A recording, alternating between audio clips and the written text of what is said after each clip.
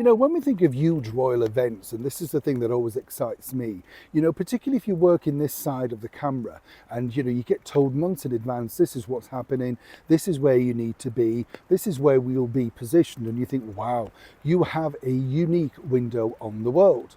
I remember covering, of course, Catherine and William's wedding. What a spectacular day. I mean, we all remember it, but, you know, many will remember it was quite nice weather. You know, even though it was April, you know, it wasn't bad weather at all. And I was lucky enough, you know, to be on the roof of the Methodist Central Hall in the very heart of London, because the channel that I was working for had booked the roof. I mean, a little bit scary, to be honest, on the top of the roof. I don't think they'd realised just how low the barriers were, you know what I mean? But I was able to see Catherine, or then Kate Middleton as she was, enter out of the car and walk up, of course, that beautiful walkway into Westminster Abbey. And I remember thinking, you are very lucky, Neil, to see this, right? You know, because it is a moment in history and you are literally looking at it from a privileged, advanced spot. Well, the same could be said, of course, for, well, the 1947 royal wedding of Princess Elizabeth and, of course, Prince Philip. But what was fascinating about it was, as ever, there was a lot of things going on behind the scenes that many people probably have forgotten about. So I hope you don't mind. I thought I'd share them with you. As ever, let me explain.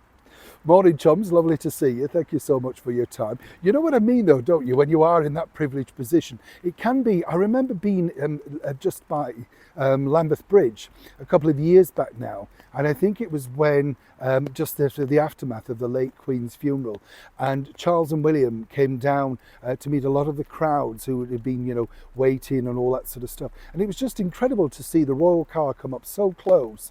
And you know, I don't mean that in a sycophantic way, but these are moments that will be recorded and people will look at and say, and then of course he did this, and you're literally just by fluke, you're there. It can be the same thing if you've got a favourite celebrity, you know what I mean? It can be something of that level.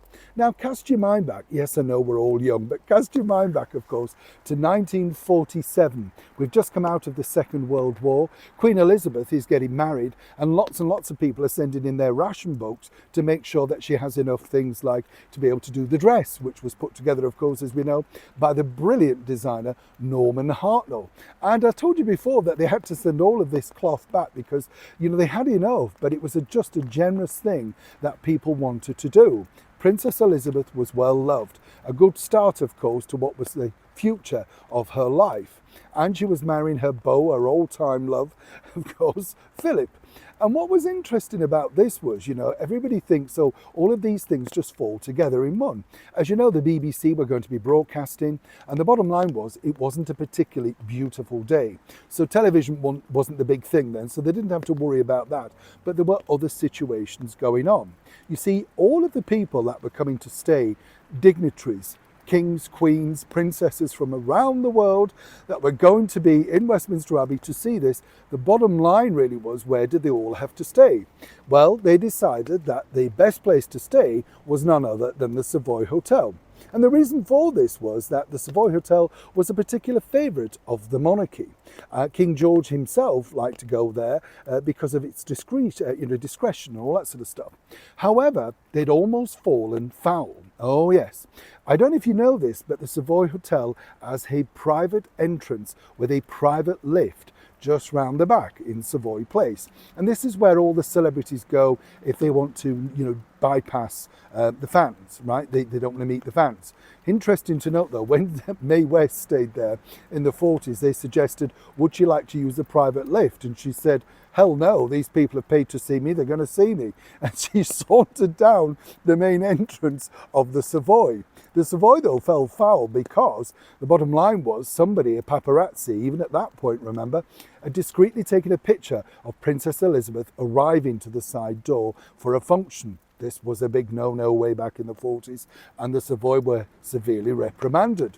However, by this point in 1947, as I say, all the dignitaries were there to stay. The problem was that they had a bit of a, well, mutiny on their hands. One of the main people, a head waiter called Frank Piazza, the bottom line was he, well, decided that he wasn't going to do certain things, and this was simply like taking empty plates back from the Savoy Grill to the washing area. Everything, it all kicked off. A huge strike ensued, and there was a problem. Who were going to serve all of these dignitaries, if, of course, the Savoy was on strike. Would Princess Elizabeth be down there with the rubber gloves? Because we know she likes washing up, right? Here's where it got interesting, because literally 100 staff then decided to back this particular gentleman. And so all of these people in the Savoy for a time didn't know who, when and how they were going to be served. This was a disaster just coming towards, of course, the royal wedding. And do not forget, other hotels were ready, willing and able to offer accommodation even better for free. Publicity nightmare.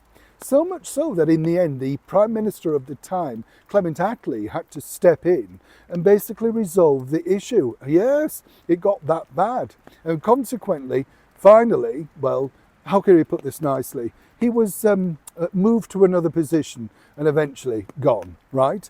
But the bottom line really was that clearly the royals didn't fall out with the Savoy Hotel. In fact, they received so much goodwill from them, that all thanks to all the dignitaries that were staying there, with wonderful letters about the service, and they couldn't, rate it enough, that the very first public engagement that the Duke of Edinburgh and, of course, Princess Elizabeth undertook was a dinner at the Savoy Hotel.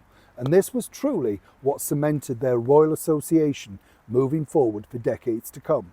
Clearly, Princess Elizabeth did not hold a grudge. Neil Sean, Kensington, London.